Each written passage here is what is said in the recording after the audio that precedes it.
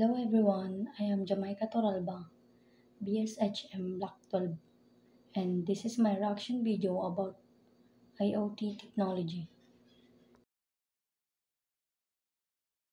Tinatawag na Internet of Things ay tumutukoy sa lahat ng device na nakakonekta sa internet.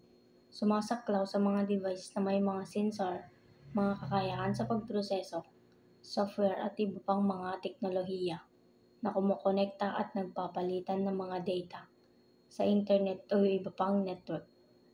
Ang mga device na ito ay kadalasang tinatawag na matalinong bagay, kabilang na ang smartwatch, smart TV, fridge at iba pa.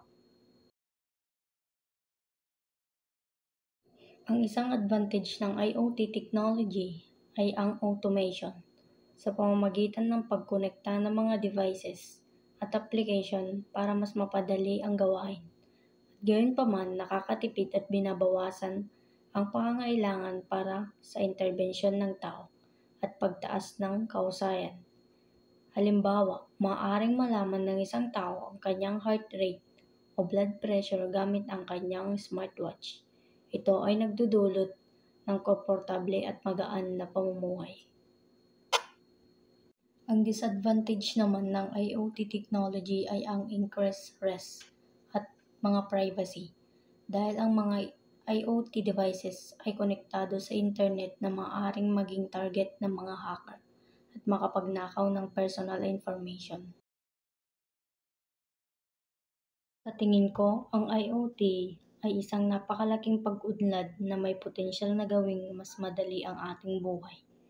Ang kakayahang kontrolin ang mga gamit sa bahay kahit saan ka man o pagsubaybay sa ating kalusugan gamit ang mga wearable device ay ang halimbawa lang ng mga benepisyo na maibibigay nito. Depende kung papaano ito gagamitin dahil habang mas maraming devices ang nakakonekta, patuloy na umuunlad ang Internet of Things o tinatawag na IoT na nagdaragdag ng mga bagong layer na nagbabahagi ng mga data at automation.